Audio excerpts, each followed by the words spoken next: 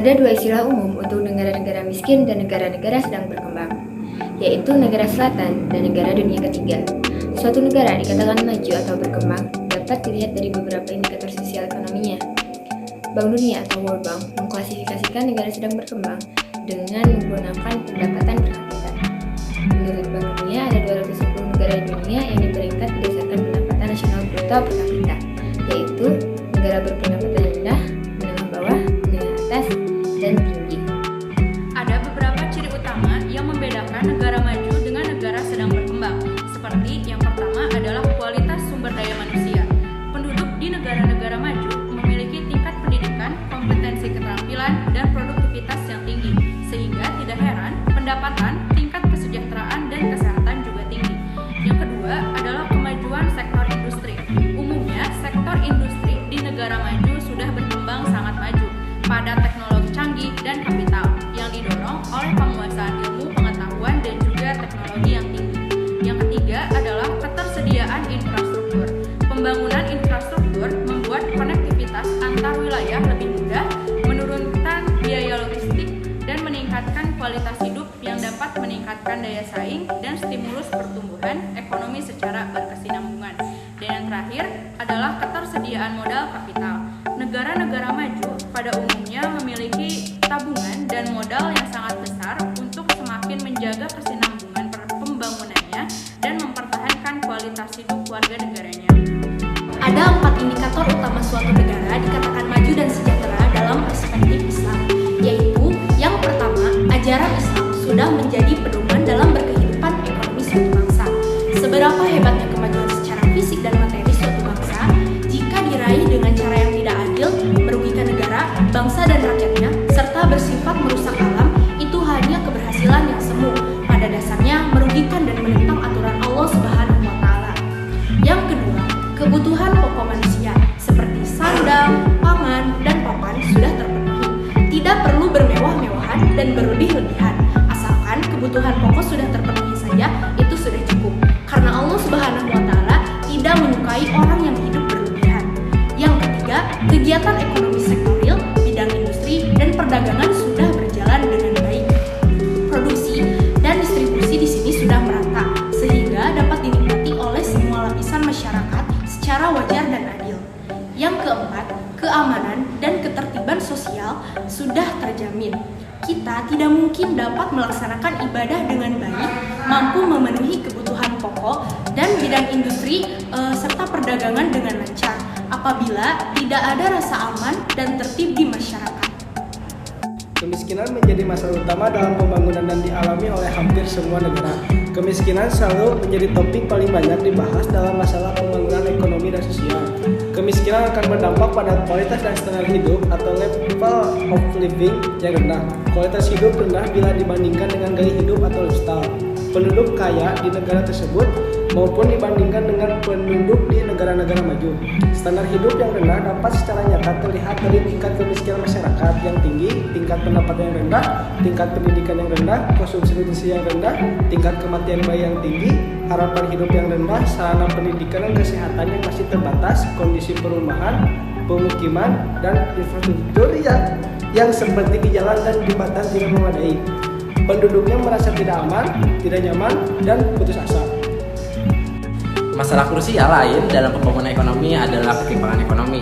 Ketimpangan bukan hanya antar penduduk, tapi juga antar golongan, antar wilayah, antar desa dengan kota, antar kelompok etnik, serta antar kawasan. Ketimpangan ekonomi dapat dikatakan sebagai keadaan di mana terjadi gap distribusi pendapatan antara kelompok masyarakat yang berpendapatan tinggi dengan yang berpendapatan rendah.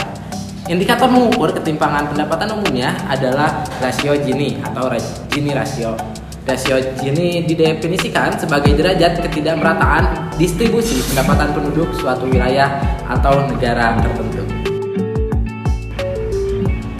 Masalah kependudukan dan ketenagakerjaan. Terdapat beberapa masalah krusial pendudukan di negara yang sedang berkembang, yaitu masalah jumlah dan pertumbuhan pendudukan yang tinggi, masalah kepadatan penduduk, masalah penyediaan lapangan kerja, dan masalah pengangguran.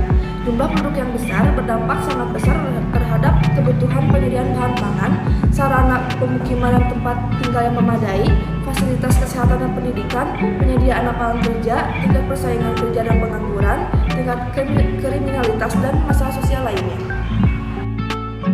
Di samping masalah-masalah tersebut, pada hampir semua negara-negara sedang berkembang, tingkat produktivitas tenaga kerjanya atau labor productivity sangat rendah. Apalagi jika dibandingkan dengan negara-negara maju yang disebabkan oleh kurangnya faktor-faktor atau input komplementer atau faktor produksi selain tenaga kerja, seperti modal, kecakapan manajemen, pengalaman, dan fungsi produksi.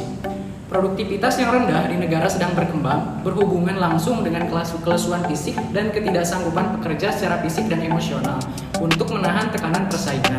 Tingkat produktivitas dan standar hidup yang rendah di negara dunia ketiga merupakan fenomena sosial sekaligus fenomena ekonomi.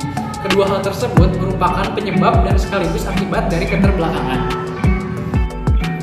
Pembiayaan pembangunan, investasi asing, dan utang luar negeri.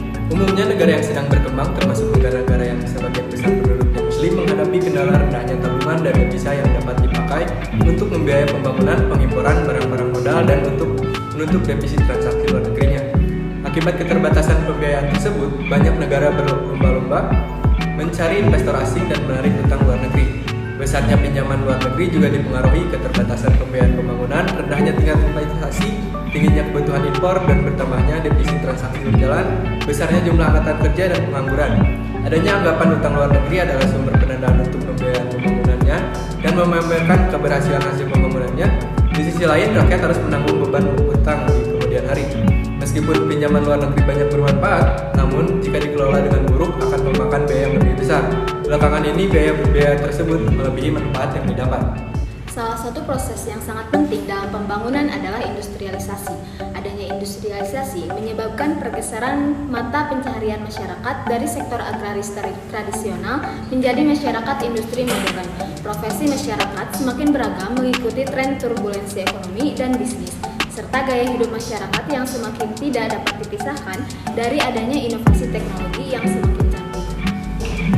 Industrialisasi di negara sedang berkembang tidak berfokus pada sumber daya alam dan kebutuhan utama penduduk.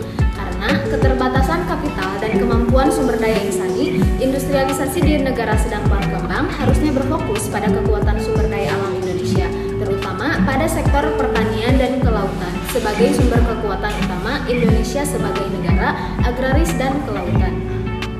Industrialisasi di Indonesia dihadapkan pada bahan baku industri masih impor, keterbatasan lahan industri, pembiayaan industri belum kompetitif, minimnya penggunaan produk dalam negeri, dan banyaknya produk impor yang masuk pasar domestik. Sektor pertanian memiliki peran sangat vital dalam perekonomian di negara sedang berkembang. Namun, peran strategis sektor pertanian tersebut semakin menurun kontribusinya terhadap perekonomian nasional. Meskipun sebagian besar penduduknya masih bekerja di sektor pertanian, padahal sebagian besar penduduk negara sedang berkembang bertempat tinggal di daerah pedesaan yang bermata pencaharian dari pertanian. Setidaknya terdapat 3 permasalahan utama di sektor pertanian, yaitu masalah produksi, distribusi, dan keterjangkauan harga.